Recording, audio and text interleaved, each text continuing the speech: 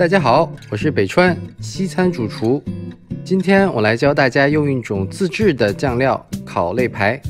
加上2种豌豆做的配菜，玩味又好吃。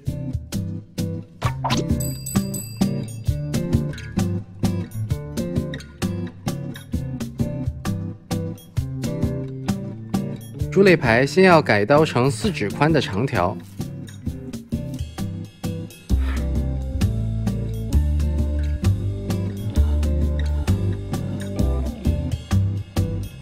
再用黄砂糖加甜椒粉、大蒜粉、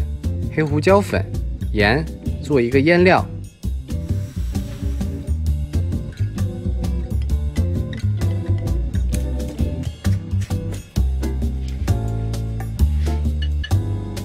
均匀撒在肋排上，腌上1个小时。酱汁是烤肋排的灵魂。我自制的这种酱其实很简单，将黄油、黑胡椒粉、李派林椰汁、生抽、番茄沙司、蒜末、黄砂糖、枫糖浆、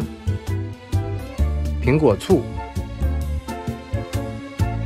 赤味增混合，用中火慢慢煮开，再用小火熬个15分钟，搅拌均匀后放凉就可以了。这时候肋排也腌制好了，我们将酱汁均匀刷在上面，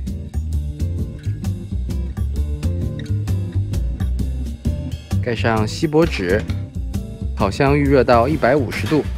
先烤40分钟，然后取出来，把烤出来的肉汁均匀刷在肋排上，使肋排全身保持湿润，再放回烤箱，用150度继续烤40分钟。这时候我们来准备配菜。最近是豌豆的季节，剥一些新鲜的豌豆，在煮沸的盐水中焯熟，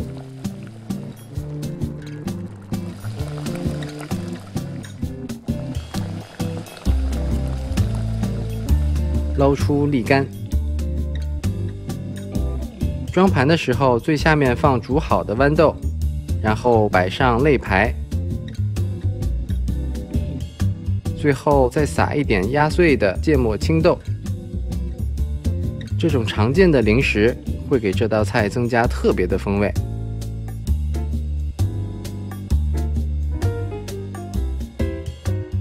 猪肋排的选择的话，最好是黑毛猪。今天做的呢，这个是西班牙的黑毛猪，然后用美国黑毛猪也是可以的。然后主要的选择就是看它肋排背部的纹路，它是应该有一点点的雪花纹路，而不是很瘦，然后鲜红色的，然后有一些脂肪在上面。酱汁的秘诀呢，就是在于它的甜和咸的平衡，还有它的酸度。甜的话，我们可以把枫糖换成蜂蜜，